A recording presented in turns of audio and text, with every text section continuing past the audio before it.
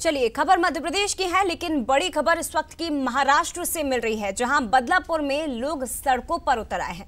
अब इसके पीछे की वजह स्कूल में बच्ची से रेप का विरोध। बड़ी घटना है। महाराष्ट्र के बदलापुर में आक्रोशित लोग सड़कों पर उतर आए हैं। प्रदर्शनकारियों ने लोकल ट्रेन रोक दी।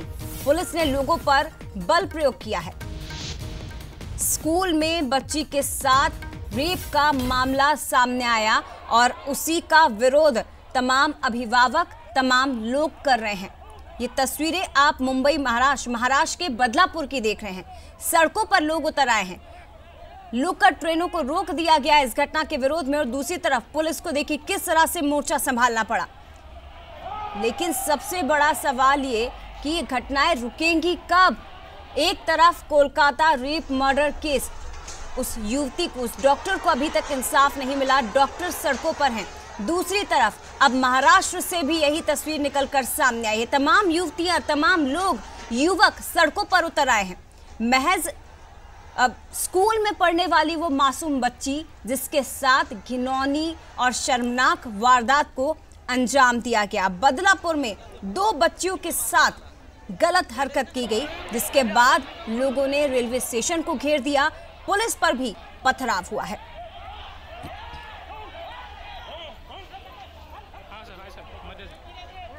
बहुत ही ये बुरी घटना है। इसमें जो उनके क्लास टीचर है, प्रिंसिपल है और जो असिस्टेंट है, सबको निलंबित किया गया है। शाला को नोटिस दी गई हुई है और इसके साथ ही मैंने पूरे डिपार्टमेंट को आज यहाँ पे बुलाया है। मेरे डिपार्टमेंट के 4 IAS ऑफिसर और प्रिंसिपल सेक्रेटरी सब यहीं पे मौजूद है। हम लोगों ने बहुत स्ट्रिक्ट इंस्ट्रक्शंस दिए हैं।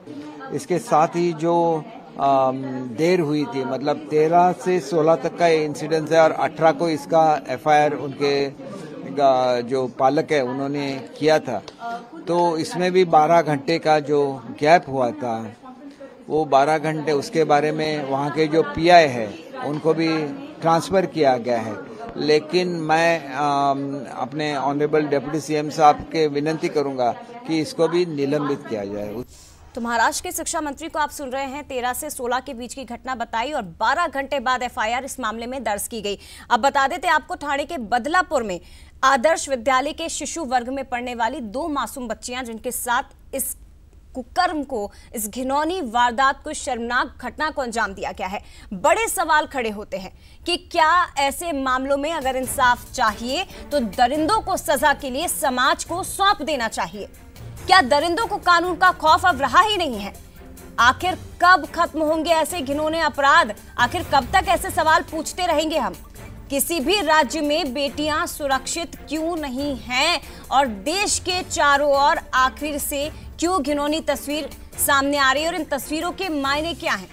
आप देश के किसी भी हिस्से में, किसी भी कोने में चले जाइए, हर तरफ आपको केवल इसी तरह की घटनाएं कानों में सुनने को मिलेगी। हर 24 घंटे बाद आप जब न्यूज़पेपर के पन्ने खोलेंगे या टीवी खोलकर देखेंगे तो देश के किसी हिस्से से, किसी राज्य से, किसी गांव से इस तरह की घटना सामने आएगी। आखिर इंसाफ कब मिलेगा और आप सवाल किससे पूछे? सबसे बड़ी बात यह है कि इंसाफ कहां से मिलेगा। हमारे साथ न्यूज़ हेड शरद द्विवेदी जी भी जुड़ गए। शरद जी, आप तो उन छात्राओं के बीच में, उन युवतियों के बीच में पहुंचे थे, उनसे आपने बातचीत की थी। घर से ही शुरुआत होती है, लेकिन किससे जाके आप सवाल पूछेंगे? घर में अगर इस तरह की घटना हो तो कह दिया जाता है चुप रहिए। बाहर आप जाएंगे तो आप सरकार से इंसाफ की उम्मीद करते हैं, वहां भी कुछ ना कुछ इसी तरह की घटनाएं सामने आती है। आखिर इंसाफ होगा कैसे और कहां जाके सवाल पूछा जाए? देखिए, जब यही सबसे बड़ी बात है कि बदलापुर की घटना बता रही है कि लोग अब अपने हाथ से इंसाफ करना चाहते हैं। उन्हें व्यवस्था को लेकर ये पता है कि ये बहुत लंबा समय होगा, बहुत देर लगेगी। और आप सोचिए कि एक वेल रेप्यूटेड स्कूल में किस तरह की विकृत मानसिकता है कि सफाई कर्मी 2 बच्चियों के साथ इतनी घिनौनी हरकत करता है और फिर लोग सड़कों पर, और आप उनका आक्रोश देखें। कोलकाता की घटना ने एक बार फिर पूरे देश को बहुत आंदोलित किया है। एक बेटी के साथ जो निर्मम घटना हुई है, वो सबको कहीं ना कहीं बहुत भावनात्मक रूप से हर व्यक्ति इस समय बहुत दुखी है और काफी आक्रोश में है। आपने बिल्कुल ठीक कहा, जब हमने भोपाल के एक प्रतिष्ठित कन्या महाविद्यालय की बेटियों से बात की तो उन बेटियों का दर्द भी यही था। अब आप देखिए कि लखनऊ में भरी बारिश में कुछ मनचले छिछोरे लड़के खड़े होते हैं और वो बाइक पर जा रही एक लड़की को जो अपने मित्र के साथ जा रही है उसे छेड़ते हैं, कारों के दरवाजे खोलकर अंदर पानी डालते हैं और लड़की को गिरा देते हैं पानी में। आगरा की घटना बंसल न्यूज दिखा रहा है कि किस तरह सड़क पर खड़े कुछ लड़के जाती हुई लड़कियों के साथ छेड़छाड़ कर रहे हैं। और आप देखेंगे तो 2012 से लेकर 24 तक क्या बदला है? सिर्फ यही बदला है कि जस्टिस वर्मा कमीशन की रिपोर्ट के आधार पर हमने कुछ कड़े नियम बनाए हैं, लेकिन इन विकृत मानसिकता के दरिंदों पर उसका कोई असर नहीं है। ये बहुत बड़ा सवाल बनता चला जा रहा है क्योंकि लड़कियां सड़कों पर निकलेंगी ही, वो आगे बढ़ रही हैं, तरक्की कर रही हैं, हर क्षेत्र में पुरुषों से आगे निकल रही हैं और उन्हें रोकने की ये जो घिनौनी कोशिश है, इसके खिलाफ समाज का गुस्सा अगर फूट पड़ा तो ये लॉ एंड ऑर्डर के लिए बड़ी चुनौती बनेगा। और बदलापुर की घटना ने ये बताया है कि लोग ये मान रहे हैं कि ये घटनाएं रुक नहीं रही हैं और अब कानून हमें अपने हाथ में लेना होगा। जी जय शरद जी, लेकिन सवाल ये भी उठता है कि आखिर हम कब तक इस ऐसे गंभीर टॉपिक पर डिस्कस करेंगे? कब तक मैं आपसे सवाल पूछूंगी या आप इस पर जवाब देंगे या कोई वरिष्ठ इस पर जवाब देगा? कब तक समाज के कुछ वरिष्ठ लोग इस पर जवाब देंगे? 2012 का जिक्र हम बार बार करते हैं जब निर्भया जैसी एक दर्दनाक घटना सामने आई थी। आरोपियों को फांसी की सजा सुनाई गई, आरोपियों को फांसी भी हुई। उस समय ये लग रहा था कि एक को भी अगर फांसी दे दी जाएगी तो शायद बाकी दरिंदों के मन में डर आएगा, लेकिन नहीं आया। क्यों डर नहीं है?